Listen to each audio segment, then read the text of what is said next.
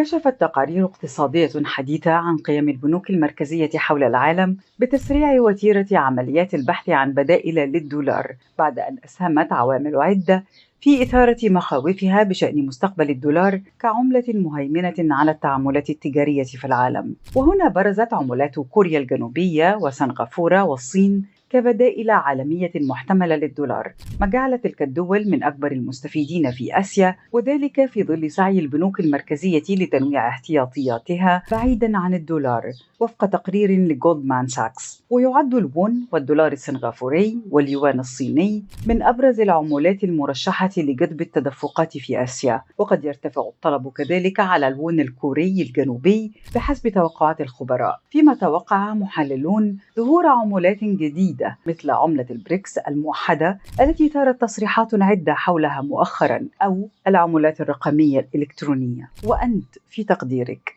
ما هي العملة التي يمكن أن تكون بديلا للدولار؟